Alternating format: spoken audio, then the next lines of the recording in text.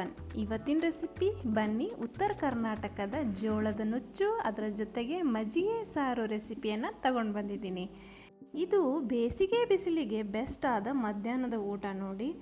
ಇದು ಬಹಳ ದೇಹಕ್ಕೆ ತಂಪು ನೀಡುತ್ತೆ ಮತ್ತು ಹೆಚ್ಚಿನ ಫೈಬರ್ ಹೊಂದಿರುವ ಆಹಾರ ಅಂತಲೇ ಹೇಳ್ಬೋದು. ಹೇಗೆ ಮಾಡಿದ್ದೀನಿ ಅಂತ ತೋರಿಸ್ಕೊಡ್ತೀನಿ, ಬನ್ನಿ ಸ್ಟಾರ್ಟ್ ಮಾಡೋಣ. ಇಲ್ಲಿ ನಾನು ಜೋಳವನ್ನು 2 ಕಪ್ನಷ್ಟು ತೊಗೊಂಡಿದ್ದೀನಿ. ಇದು ಹೊರಗಡೆ ಮಾರ್ಕೆಟಲ್ಲಿ ನುಚ್ಚು ಅಂತ ಸಿಗುತ್ತೆ. ಇದು ಸಿಗದೇ ಇದ್ದಾಗ ಈ ರೀತಿ ಮಾಡ್ಕೊಳ್ಳಿ ಮನೆಯಲ್ಲೇ. ಜೋಳ 2 ಕಪ್ ತೊಗೊಂಡು ಸ್ವಲ್ಪ ನೀರನ್ನು ಮೇಲ್ಗಡೆ ಚಿಮುಕಬೇಕು, ಸ್ವಲ್ಪ ಹಾಕಬೇಕು. ನೀರು ಮೇಲೆ ಹಾಕಿ ಒಂದು ತಣ್ಣೀರು ಬಟ್ಟೆ, ಕಾಟನ್ ಬಟ್ಟೆನ ತೊಗೊಂಡು ಅದರ ಮೇಲ್ಗಡೆ ಹೊದಿಸಿ ಒಂದು ಅರ್ಧ ತಾಸು ಇಟ್ಬಿಡಿ. ಅರ್ಧ ತಾಸು ಆದಮೇಲೆ ಇದನ್ನು ಏನು ನೀರು ಉಳಿದಿರ್ತೈತಲ್ಲ ಕೆಳಗಡೆ ಅದನ್ನು ತೆಗೆದುಬಿಡಿ. ತೆಗೆದು ಇದನ್ನು ಮಿಕ್ಸರ್ ಜಾರ್ಗೆ ಹಾಕ್ಕೊಂಡು ಇದನ್ನು ನುಣ್ಣಾಗಿ ಪೌಡರ್ ಮಾಡ್ಕೋಬೇಕು. ಇದು ಜಾಸ್ತಿ ನುಣ್ಣು ಆಗೋದಿಲ್ಲ, ನಾವು ಎಷ್ಟಾಗುತ್ತೋ ಅಷ್ಟು ಇದನ್ನು ನುಣ್ಣಾಗಿ ಪೌಡರ್ ಮಾಡ್ಕೋಬೇಕು. ಪೌಡರ್ ಮಾಡ್ಕೊಂಡಾದಮೇಲೆ ಇದನ್ನು ಜರಡಿ ಇಟ್ಕೋಬೇಕು, ಸಾನಿಸ್ಕೊಳ್ಬೇಕು. ಸಾನಿಸ್ಕೊಂಡಾದ್ಮೇಲೆ ಕೆಳಗಡೆ ಹಿಟ್ಟು ಉಳಿಯುತ್ತಾ, ಮೇಲ್ಗಡೆ ತೌಡು ಮತ್ತು ನುಚ್ಚು ಎರಡೂ ಇರ್ತೈತಿ.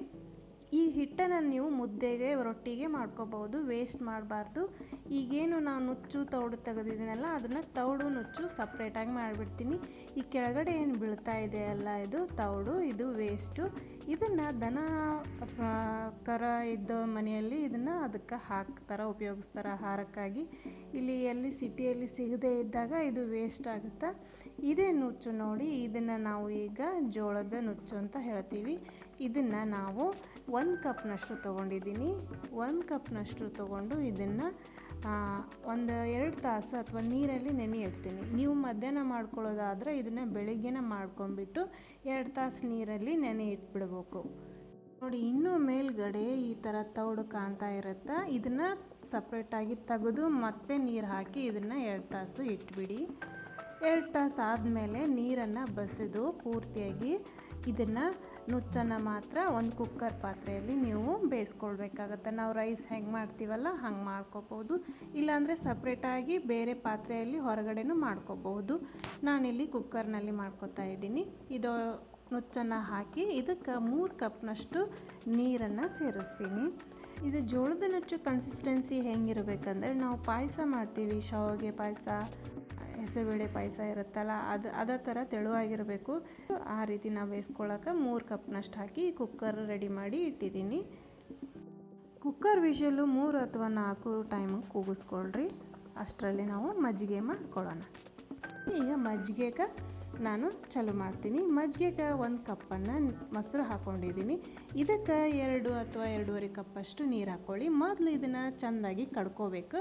ಈ ಥರ ಕಡ್ಕೊಂಡಾದ್ಮೇಲೆ 2.5 ಕಪ್ಪಷ್ಟು ನಾನು ನೀರು ಹಾಕ್ಕೊಂಡಿದ್ದೀನಿ. ಇದಕ್ಕೆ ರುಚಿಗೆ ಸ್ವಲ್ಪ ಉಪ್ಪನ್ನು ಸೇರಿಸ್ಕೊಂಡಿದ್ದೀನಿ.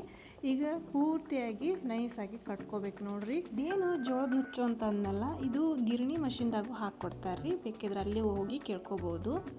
ಮೇಲ್ಗಡೆ ಬೆಣ್ಣೆ ಥರ ನೊರೆ ಬರುತ್ತೆ, ಅದು ಬರುವವರೆಗೂ ಈ ರೀತಿ ಕಡಿದ್ರೆ ಮಜ್ಜಿಗೆ ಮಸ್ತಾಗುತ್ತೆ. ಇದಕ್ಕೆ ಮಸಾಲೆ ಸ್ವಲ್ಪ ಮಾಡ್ಕೊಳ್ಳೋಣ ಮಜ್ಜಿಗೆಗೆ. ಇದಕ್ಕೆ 1-2 ಟೇಬಲ್ ಸ್ಪೂನ್ ಪುಟಾಣಿ ಹಾಕಿದ್ದೀನಿ, ಜೀರಿಗೆ 1 ಟೀ ಸ್ಪೂನ್, ಬೆಳ್ಳುಳ್ಳಿ ಬೇಳೆ 5 ಅಥವಾ 6 ಹಾಕ್ಕೊಳ್ಳಿ, ಉಪ್ಪು ಮತ್ತು ಶುಂಠಿ, ಹಸಿ ಶುಂಠಿ ಮತ್ತು 2 ಹಸಿರು ಮೆಣಸಿನ್ಕಾಯಿ, ಕೊತ್ತಂಬರಿ ಸೊಪ್ಪು ಹಾಕಿ ಇದನ್ನು ಗ್ರೈಂಡಾಗಿ ಪೌಡರ್ ಮಾಡ್ಕೊತೀವಿ. ನೋಡಿ, ಈ ರೀತಿ ಪೌಡರ್ ಆಗಿದೆ.